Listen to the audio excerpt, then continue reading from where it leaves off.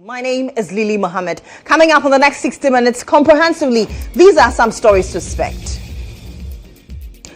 Supreme Court reverses Speaker Bagwin's decision to declare 4 seats vacant as Apenyo Makin's action succeeds in a 5-2 majority ruling decision.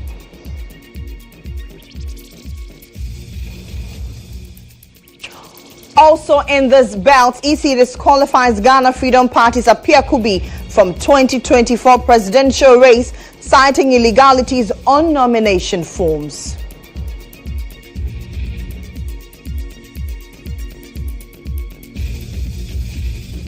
We'll touch on labor unrest as workers at the Ghana Highway Authority commence indefinite strike today over government's refusal to reconsider implementation of the National Roads Authority Act 2024.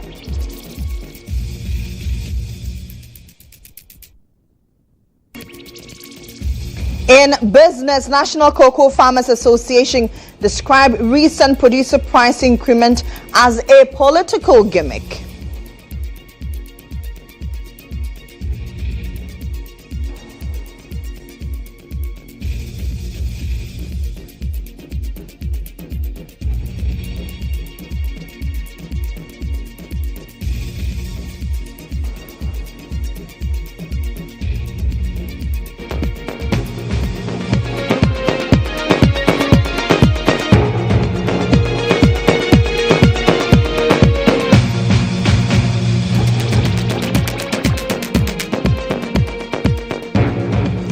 Hello again.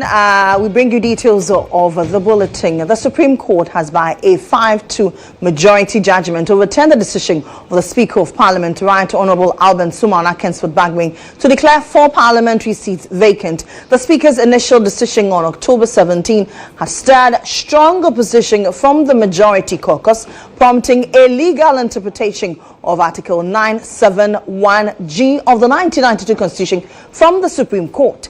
In a brief sitting on Tuesday, November 12, 2024, the court ruled against the Speaker's declaration that the seats be vacated after the MPs in question failed to contest as independent candidates in the upcoming December elections. Chief Justice Gertrude Tokuno, who presided over the ruling, stated that the court's detailed reasoning behind the judgment will be made available on Wednesday, November 13, 2024. And as always, the man who, well, I said was at the center of this controversy. Yes, he was at the center of it all when it all happened. It all panned out in the Supreme Court, or at the Supreme Court today.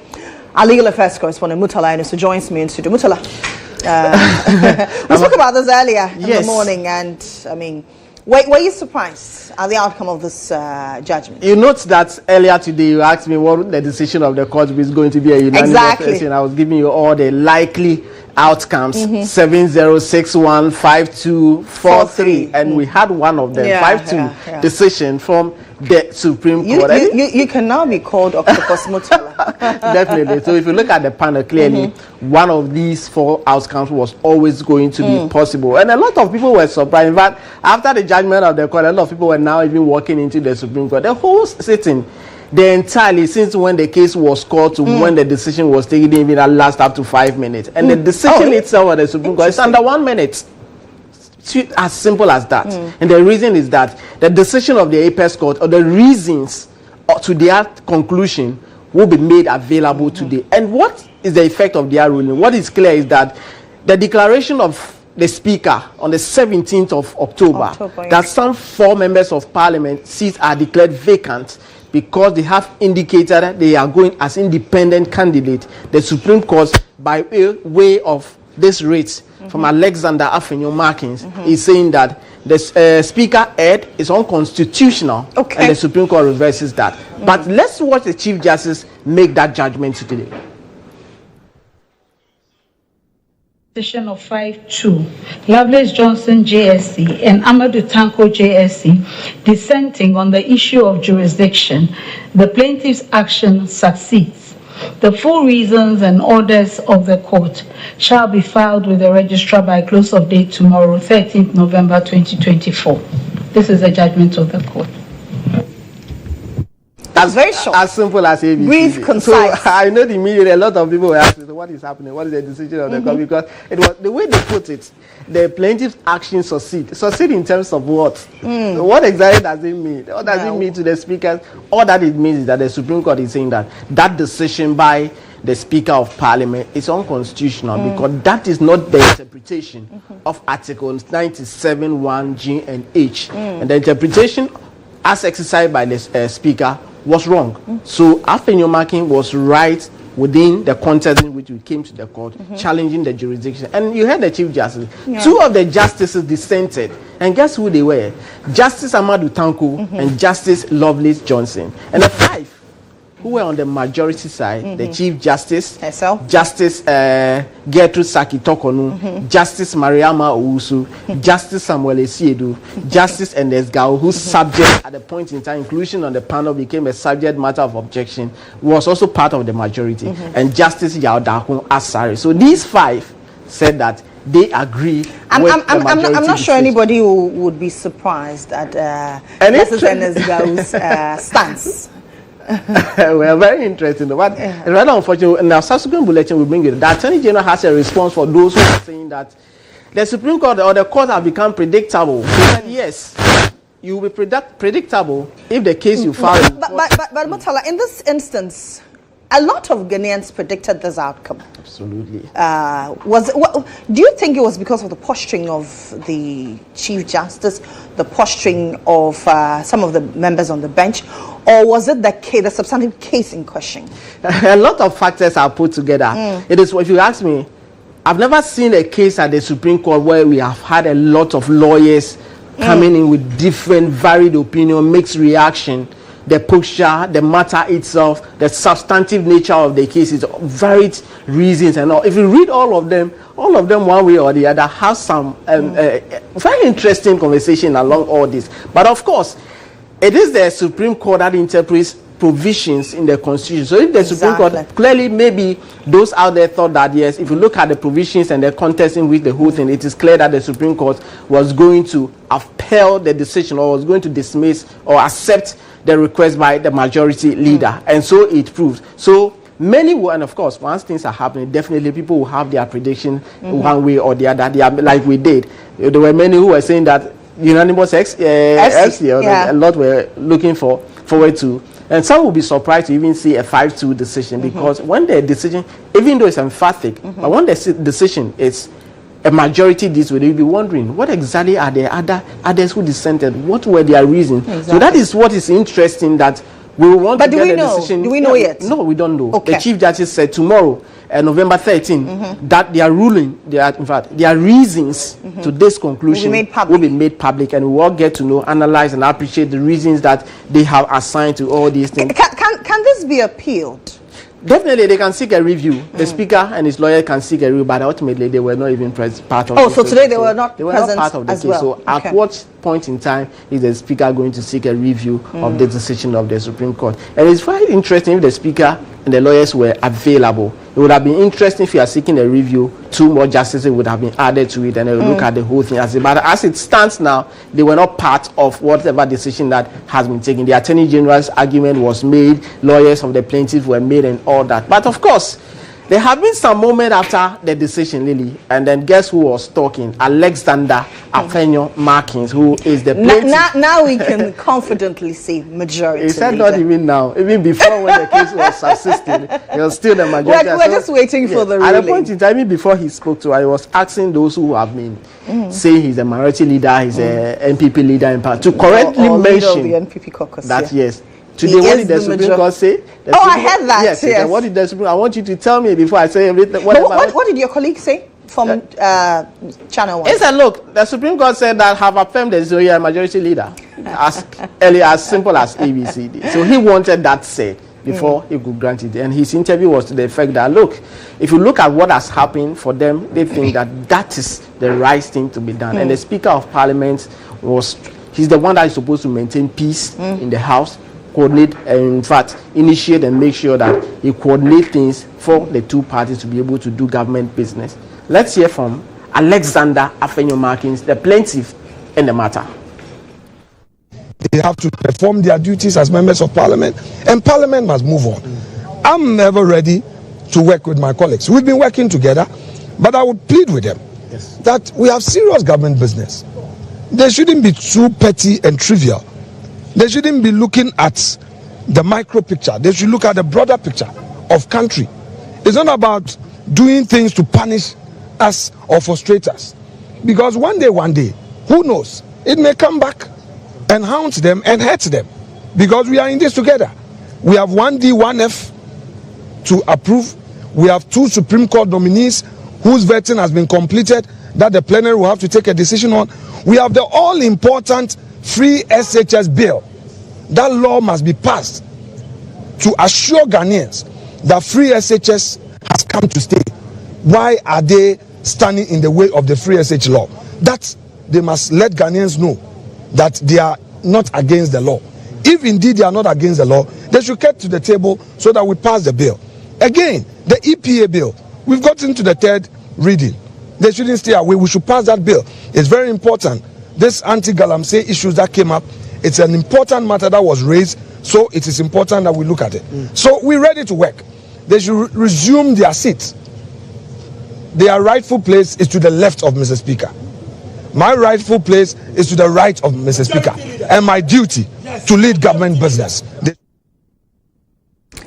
So that's majority leader. You couldn't have been happier than that. I know. Yes. I know. To go to the Supreme Court and have your request upheld by the Supreme Court, it's a big deal. So he was so happy, and then he's giving his message out there. And his lawyer, guess who the lawyer is? GHOne. Yes. Once upon a time, Attorney General of the Republic of Ghana has also been speaking and said, look, this is not much a win-win situation for all of that. It could also be that even the plaintiff, his client, who has gone to the Supreme Court, has decision in his favor, will not even disagree. Will even disagree with the reasons assigned to the decision of the Supreme Court. Let's hear what Honorable GHOne, the lead counsel for the majority leader, Afenyomarkins, has to say.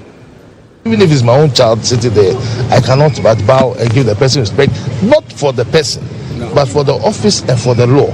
And we expect every other Ghanaian to also respect the law. We don't all agree on what is said and what is done. There are several times that I've disagreed with what is said and what is done. But because of the respect for the rule of law, because of the respect for the Constitution, we just keep quiet and follow the law, hoping that if we don't agree, another opportunity will come that we'll be able to express ourselves. So what has happened today, we have not seen the reasons. We are happy because we came to court because we believed that the right thing was that the people had not by their action vacated their seats. So what has happened to that, we are happy about it. Tomorrow, the reasons will come out. And when the reasons come out, as lawyers, then we can look at the reasons and what the court has said, and then we can discuss it. In fact, the fact that the court has ruled in your favor does not mean that you agree with the reasons. You might decide that even the reasons some of the judges gave, you do not agree with it. 2 of the judges talked about jurisdiction. We don't know what they said, so tomorrow we will know. And when we know, we will prepare to answer more questions in detail. But as was said by the leader, as far as I'm concerned, today democracy has won, constitutionalism has won. And Babi has lost. Nobody has lost. Democracy has won, constitutionalism has won, and nobody has lost. Every one of us is holding every position that we hold in trust for the people of Ghana. We don't hold it in our own capacity. When you are MP, when you are minister, when you are president, when you are speaker, when you are chief justice, you hold it in trust for the people of Ghana, and you are under the law. Your time will come and you leave the position, and that is what we must. So that's GHOne. Very interesting submission over there. Lead counsel for majority leader, please. Let's be clear now. Yeah. Majority leader Alexander Afenyomarkins. Absolutely. Yes. So that is Honorable GHOne. Yeah, democracy has won. And you heard a voice backstage that Bagman has lost. Yes, who said that? Katie Hammond. Oh, well, that was to be expected, right? Sometimes he gives us some hilarious sound bites. Absolutely. When there's a lot of heat and moments together, you need. Now, Mutal, I'm wondering, does that mean that particular provision in the Constitution will have to be reviewed? What does that particular provision now mean? I mean, Article 97, 1 clause G and H, right? Yes. I'm wondering what it specifically means. Does it mean that is the interpretation? At what point does somebody vacate their seat? So they are like in the words of the Attorney General, what the Supreme Court says the 1992 Constitution means is what it stands for. So for the Apex Court, they are saying that this is the decision or this is the meaning of that particular provision. But people are calling for constitutional review. Now, would that be part? Because if you look at that particular provision, Lily, it said vacate. At what point in time can you vacate? For instance, let's use the bulletin this time around. If you ask to stop the bulletin, at what point? It's within 11:30 and 12:30. After 12:30, if they're asking you to vacate the studio, what does that mean? What does it mean? I'm already done. You don't have anything doing here. Okay. So that clause, I think the framers of the Constitution will have to look at it again. If there's a way that a review will be necessary, then that should be considered. But the Attorney General also made point that yes, review should be but that's entirely not on a whole review of the 1992 Constitution. Okay, let's find out what the perspective of a legal practitioner is. Abraham Malaba is a private legal practitioner and a leading member of the NDC, and he joins me via phone. Mr. Malaba, thank you very much, Counsel, for joining me here. Thank you for having me. Great. Let me first take your initial reaction to the Supreme Court's judgment. Well, from the way you and your colleagues were even discussing the matter, it is clear that the ruling of the Supreme Court defies logic. The question to ask is Article 97(1) GNA. When does it kick in? I have never seen a law that has been promulgated to deal with future conduct. But that same conduct, when committed presently, will not be punished. And so, for me, I disagree with the Supreme Court. I think that this ruling cannot stand the test of time, and posterity will judge all of it. Now, the majority leader, Alexander Penyoma King, after this particular judgment, called on all the NDC MPs and in general the NDC fraternity to respect the ruling of the court. Will the NDC as a party uphold this particular ruling? The NDC has never, as you are aware, disregarded any Supreme Court ruling. The Speaker was the one who was killed in court. It's not the NDC. And so the Speaker and his lawyers are experienced enough to be able to deal with this matter. But the NDC is my party to Do you think the Speaker should appeal this? The Speaker has every right to go for a review. This is the Supreme Court, so it's not an appeal. It's not an appeal. Okay. So the Speaker has every right to go back to the Supreme Court and ask for a review, particularly when, in his view, that ruling is incongruous with the Constitution. I heard you say that the Attorney General said the law is what the Supreme Court is a state. But the Supreme Court cannot say, for instance, what the Constitution has not said it is. The Supreme Court cannot also, on its own, give a ruling which was not envisaged by the Constitution. So as I speak to you today, the Supreme Court cannot say that every man will be a woman tomorrow and every woman will be a man tomorrow. So the Constitution also guides the Supreme Court. The Supreme Court is also under the Constitution, and the Supreme Court cannot interpret the provision in a way that has not been envisaged by the Constitution. Mr. Malba, thank you very much. We'll leave it here for now. We await the response of the Speaker.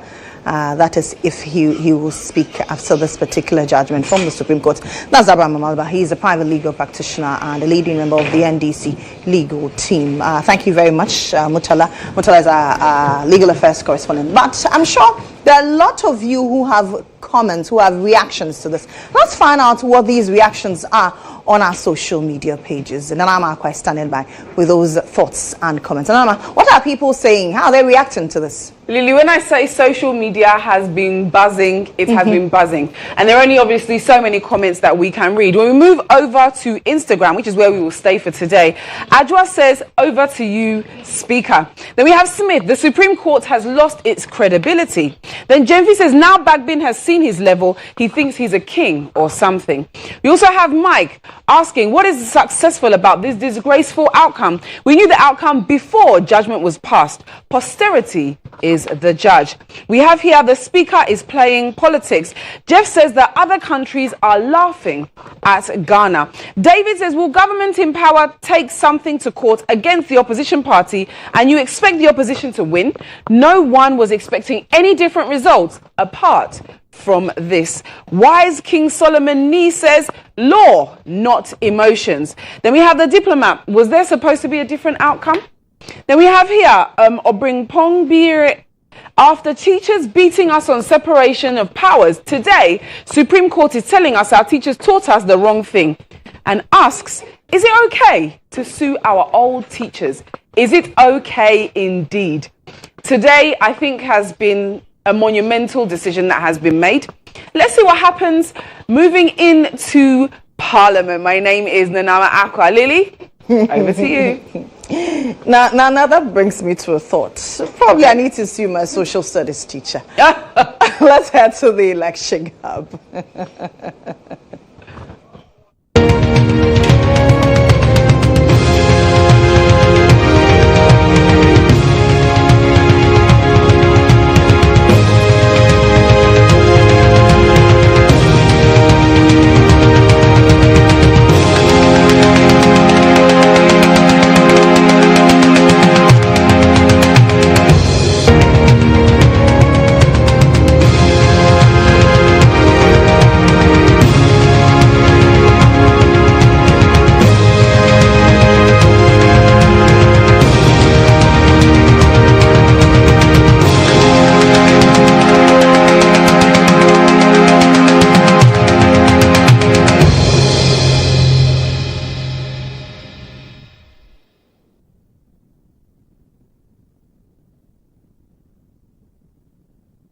Now, the Ghana Freedom Party's presidential hopeful Philip Apiakubi, popularly known as Roman Father, has been disqualified from the 2024 presidential race. The Electoral Commission made this announcement during an emergency inter-party advisory committee meeting, citing multiple errors and illegalities in his nomination forms. The chairperson of the Electoral Commission, Gina Adukwamensa, emphasized that despite Roman Father's disqualification, the positions on the ballot paper will remain unchanged. She also stated that any votes cast for Madam Ekuadonko will be nullified during the elections. The Ghana Freedom Party presented Mr. Apiakubi, who was before then the vice presidential candidate to Madam Ekuadonko. The party presented him as the presidential candidate of the Ghana Freedom Party. He and the party went on to submit their nomination forms on the 5th of November. And our technical teams went to work immediately reviewing the nomination forms. At the end of the process, they detected a number of errors and some illegalities with the form. The candidate's attention was drawn to these errors and the party was provided an opportunity to correct them. They did that. In the view of the commission, it was not in our bosom to provide the political party the opportunity to correct some of the illegalities that we found on the form. In that respect, the party did not draw their attention to it because the commission does not feel that it is in its bosom to allow any political party to correct illegalities with the form. The commission, therefore, as at yesterday, wrote to the party and to the candidate disqualifying him from contesting the 2024 presidential election. This morning, we are here to inform you of the Commission's decision to maintain the presidential ballot as it is. as you may be aware, and I believe all of you have representatives in the printing houses, we are almost 90% complete with the printing of presidential ballots. And you're also aware that following the passing of Madam Ikwe-Adonko, we requested the printing houses to cease printing until the law had taken its course.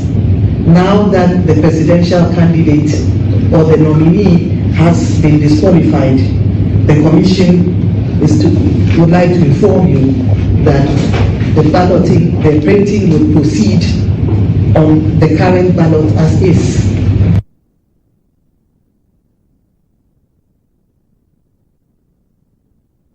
So that's Madam Jean Adukwem, the chairperson of the Electoral Commission. Our man who was on the ground at the Electoral Commission's headquarters, Obed Kingaglo, has joined me in studio. Obed, what does this entirely mean?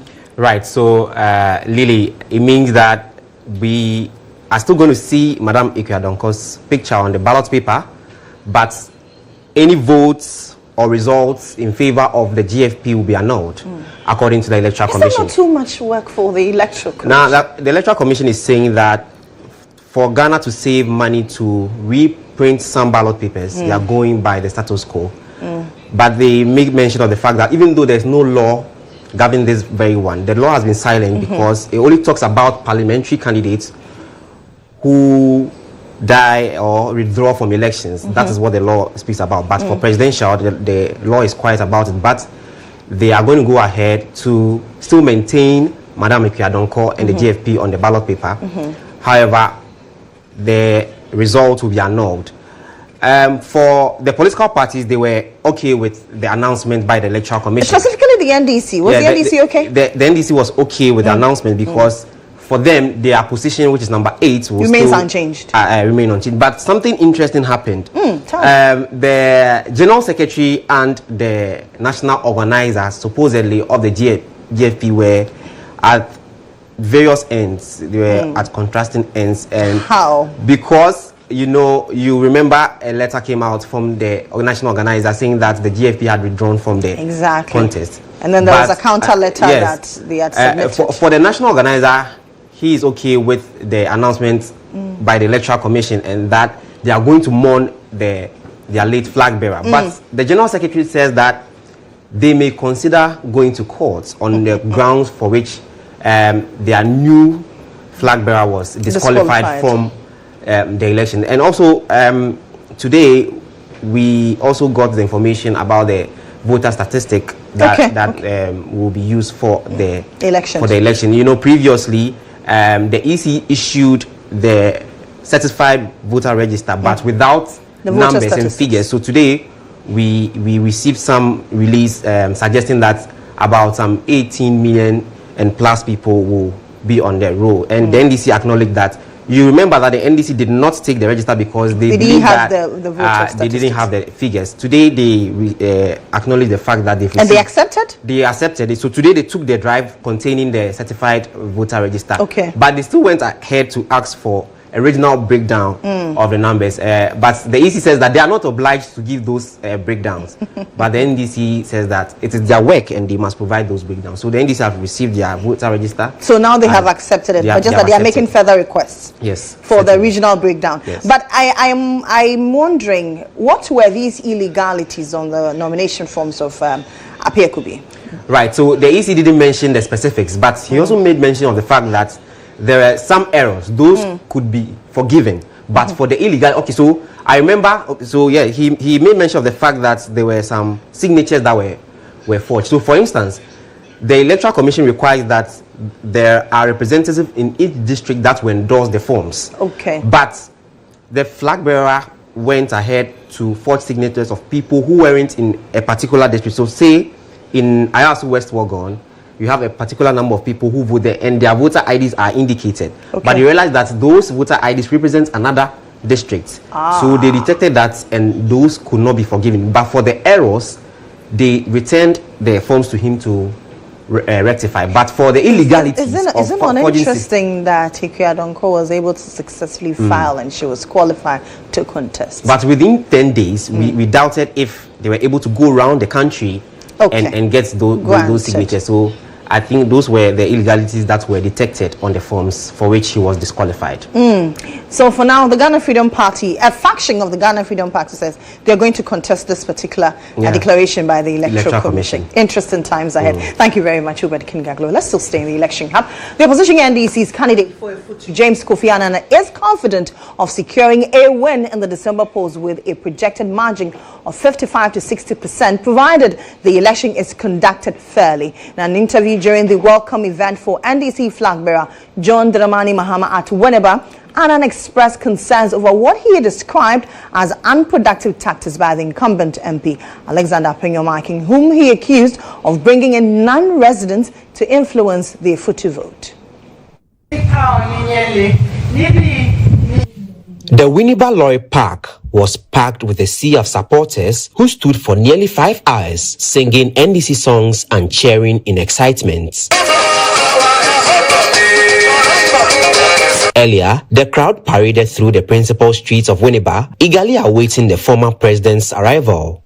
James Kofi Annan later told journalists that the turnout was a sign of NDC victory come December 7. I would say that a Futu constituency, the grounds are very good for us. We are on the road to winning back the seat for the NDC.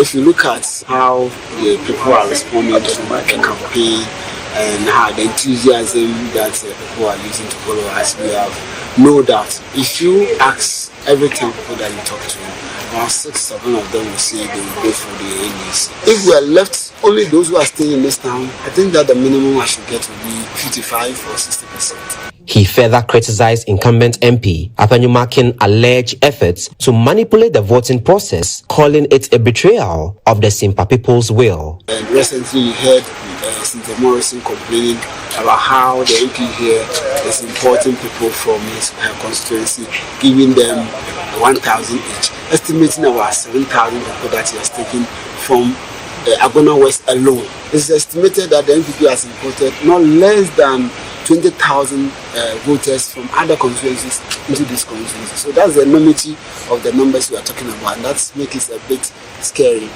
James Kofi Annan urged the Futu residents to vote in large numbers for him and GHOne Dramani Mahama to bring change to the constituency. Without power, without being an MP, without being a minister, what I have done as an individual is far, far more and better than the MP. The only thing that we pray for is that those who have been imported into the constituency, most of them, when they come, they vote for NDC, or they don't come.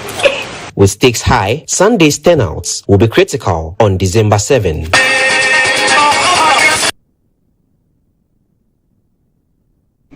Now, First Lady Rebecca Akufo-Addo has called on Ghanaians, particularly leaders in the Gas State, to support the NPP in the upcoming elections. She emphasized that President Akufo-Addo has delivered on his promises over the past 8 years. She was addressing the Wulome and other Ga leaders, where she highlighted projects by the Rebecca Foundation aimed at improving the lives of women and children.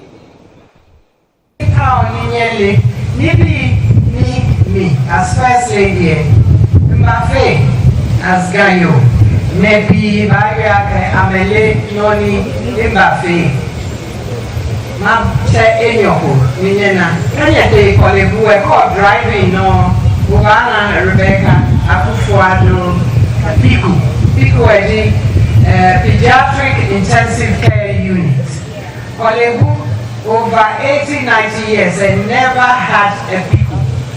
Or they have a children's ward or children's block. She have any Kabekebi now for me, Wahela Kamebaya, Ekobe, Miji Monimba Manakai, Department Chef, the President Akufo-Addo, Deva, a vision back. You can even be struck with ni itaefi hama lefe walo free senior high school ni ketwino ne ta ni beke fe ye Ghana high school ni akenyefi enyefi ni ke ba fi ofe body je ba fi lefe in tears. He say, "Ya no pepe. She say, ebi Dr. Baumia, ni Leni Denche, ni Luchumo, Dr. Baumia Esa, Dr. Baumia Ebesai. Epo amade nega alakanye. Dr. Baumia Baba Chano, Ebeba Fefeni. Newsroom returns after this break. Stay tuned in.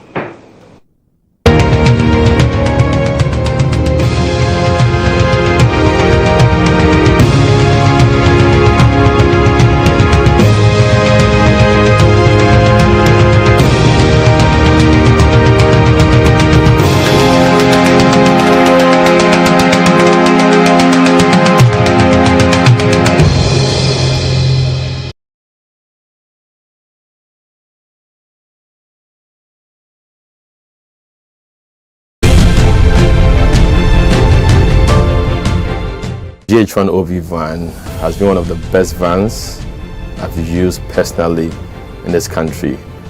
It runs a system where we are able to run on Dante to be able to do our broadcast mixed well also from this van. I've used this OB van for quite a number of big productions, i.e. 3 music awards, the late President Rollis' state funeral, Emmys Africa Awards, and a number of them.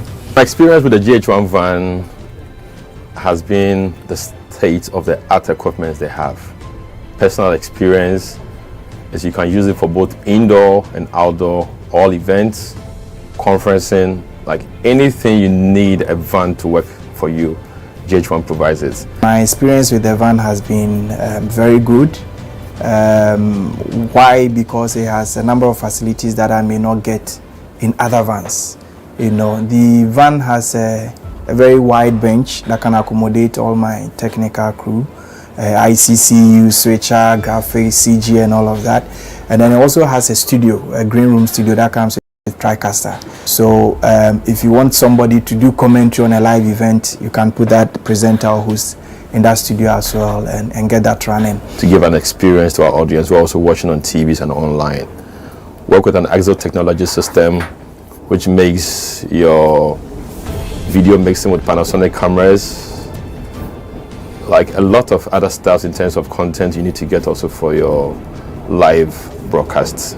I prefer the GHOne van to a lot of other vans I've used, or even doing my own setup on a tabletop setup, because on a production you see a number of people in the van, and so if you have a very small van, it means that it's going to be choked, and that will affect the creativity as well. The price has been discounted as well to accommodate varied budgets, and so no matter the budget you have, I understand you can have the truck and do business with it. It looks huge but very affordable. Cost is really affordable. My experience with it, EMI Awards last year, super excellent. Try it, call them, and I'm going to give you the best of price. Really affordable.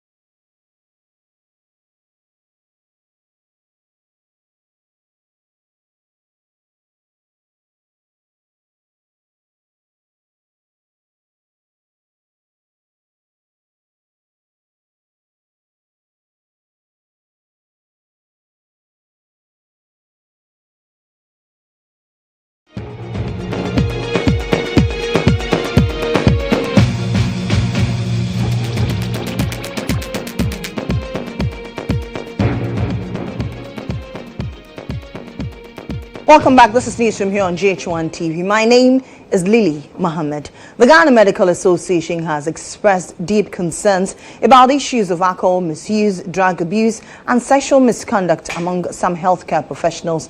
The association's president, Dr. Frank Serbo, warned that those behaviors jeopardize patient care as affected doctors continue to perform their duties. Speaking at the GMA's annual general meeting, Dr. Serbo emphasized that the GMA is currently facing multiple lawsuits related to alleged medical and professional negligence, highlighting the pressing need for measures to address those challenges. We have some health personnel who are involved in alcoholism, drug misuse, and abuse, which affect the quality of their lives. There has been, in extreme circumstances, reported case of sexual harassment perpetrated by health workers. And yesterday, the Medical and Dental Cancer Registrar, Dr. Divine Baibala, told us that there are a lot of pending cases of sexual harassment even before the cancer. We have had cases where doctors have been badly discussed on radio shows and other media outlets. There have been several legal suits against health facilities, with outcomes not being favorable to us as health workers. Indeed, sometimes we are left off the hook simply because the victims of our unprofessionalism choose to blame the witches and the wizards, as well as the fearful, for their predicament instead of taking on the system. Empathy, respect to human life and dignity. Ladies and gentlemen, let me ask, is professionalism in the health sector dwindling? Is there so much focus on greed and selfishness? Is there a lack of respect for colleagues and subordinates? Recently, the junior doctors are holding various forum or fora, and they are indicating that we are bullying them. Is it true?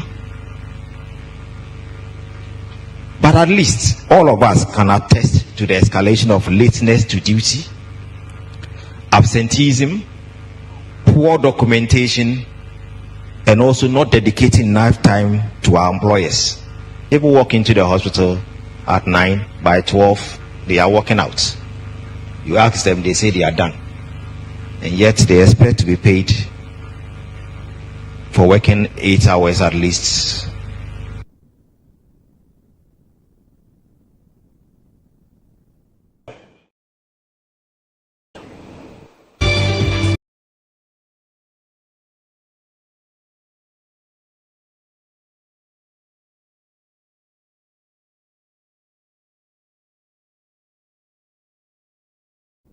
Now, the Ghana Cocoa Board has raised the producer price of cocoa from 48,000 per ton, which is equivalent to 3,000 cedis per 64 kg bag, to 49,600 per ton, which is also equivalent to 3,100 per 64 kg bag.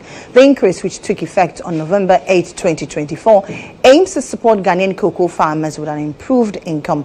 According to a statement from Cocoa Board, the price adjustment reflects the government's commitment to ensuring fair compensation for cocoa farmers and maintaining their competitiveness on the global market. However, the National Cocoa Farmers Association has described the increase as a political strategy aimed at persuading farmers, especially in this election season.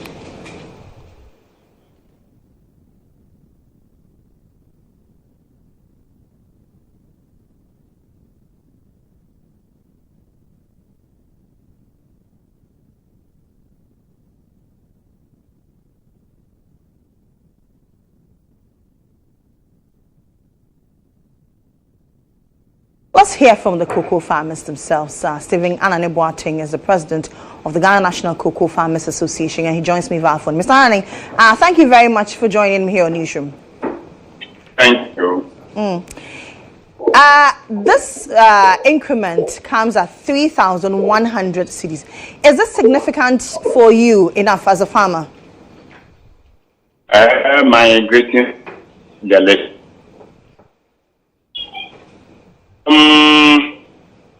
Farmers, we are very aggressive the price.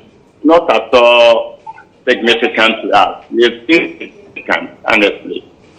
we also think it's taken good for us strategy that Nana has adopted. Mr. Bossing, I'm struggling to hear you. Can you come again? What I'm saying is that came out, it's insignificant. And then also, we cocoa farmers are also thinking it's take them good for us, Nana is adopting. If he knows very well, it increase the price. Why do you think it when it was increasing from 2070 to 3,000? That now that we have to add 100 cities to it. How much is significant for you? Since you say 3,100 is insignificant. Well, what I'm saying is it's insignificant because granted, I understand what you're saying, but I'm asking, how much will be significant for you as cocoa farmers? How much do you want? Oh, but we said it when the price was announced, when it was increasing from 2,070 cities to 3,000. We also quoted that we need 6,000 because the price, we always compare the price to the market, real market price. So it's not like we are now coming to decide on how much it is. Government is aware. We did a lot about it when it was to increase from 2,070 cities to 3,000.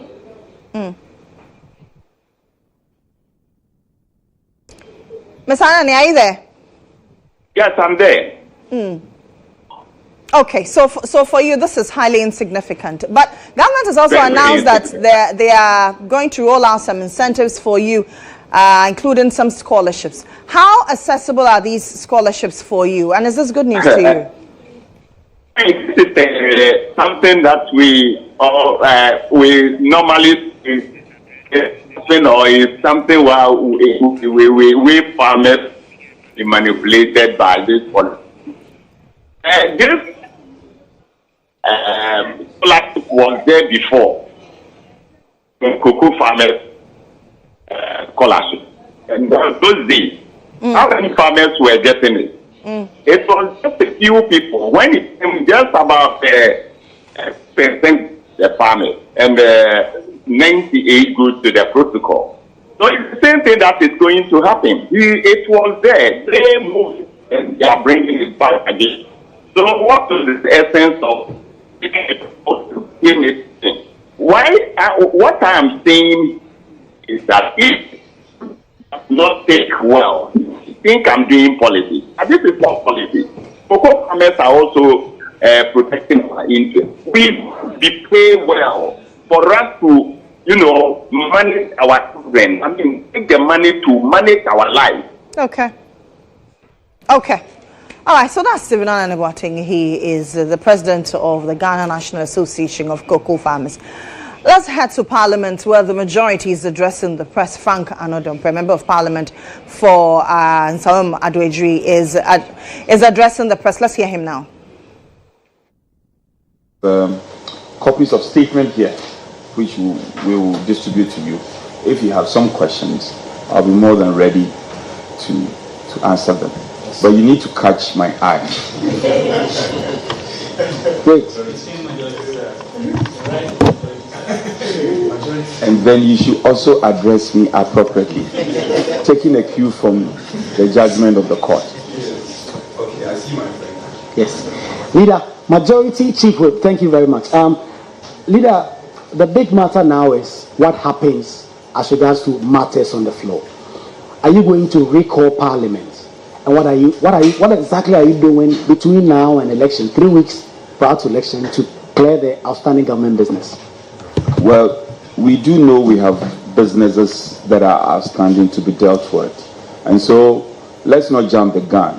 I mean, ordinarily, the question you are asking is important, following the fact that what had happened and the fact that we have said that we have very critical businesses that have not been prosecuted.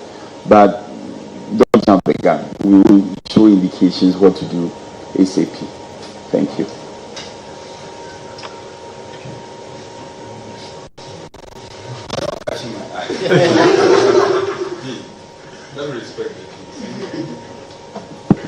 Thank you very much, Majority Chief Whip.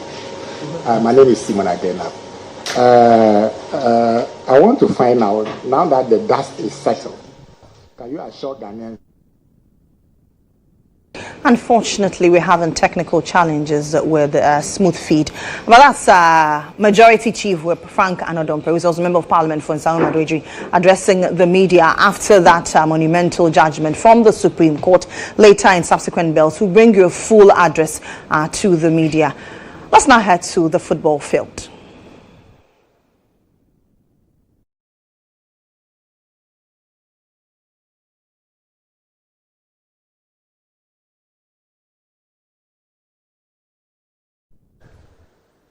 Welcome to Sports. I am Nana Ama Ajma. Now, 8 players of the Black Stars held their first training session yesterday at Accra Sports Stadium, beginning preparations for their final round of qualifiers for the 2025 AFCON to be held in Angola.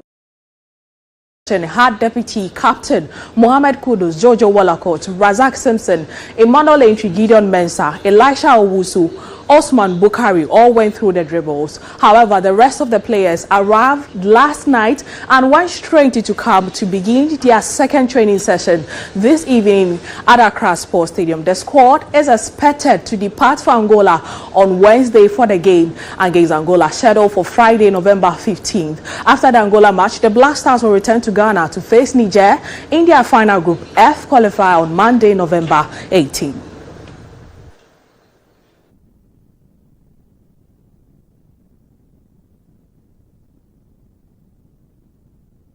Now, in response to the absence of some key players, Black Stars defender Gideon Mensah, who plays for Auxerre, expressed confidence in the team's depth. Speaking to the media after their first training session, Gideon Mensah emphasized that despite the missing players, they are capable replacements ready to step up and deliver.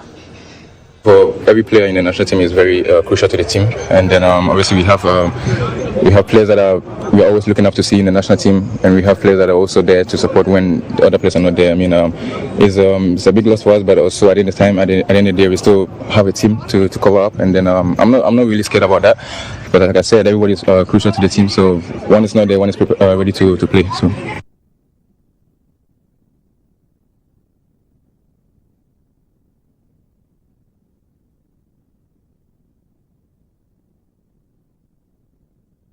Now, Gideon Mensah further addressed the common criticism that players often perform better for their clubs than the national team. He explained that the extended time spent with clubs team allow players to build better chemistry and understanding, which contributes to the stronger performances. Gideon Mensah emphasized that the shorter duration of the national team camps limit the team players have to gel and reach the same level of cohesion seen at the club level.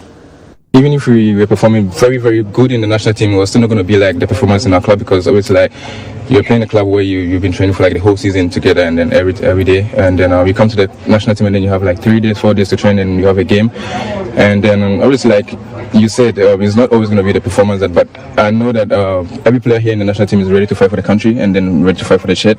We may not always get it how we want it to go in the game, but I promise you that we're always working to get what the results that Ghanaians want from us.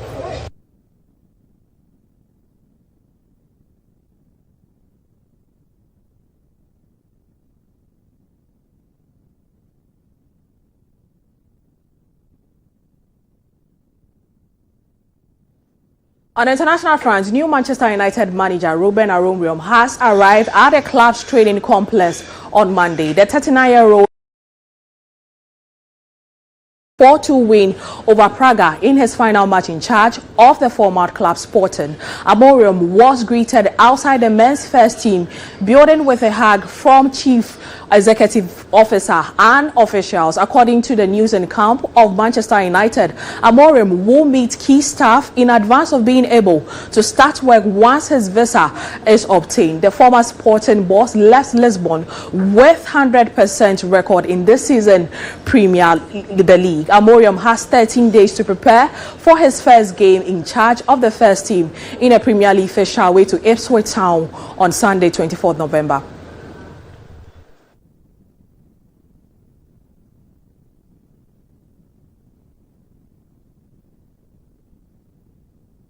That is all for sports here. I am Nana Ama Ajiman. Back to you, Lily. Thank you very much, Nana, for the sports updates. That's it for the news. My name is Lily Mohammed. On behalf of the entire team led by Emmanuel Ejobing and Awisi Dede Jange, we say thank you very much for watching. And for more news updates, kindly log on to starfm.com.gh. Good afternoon.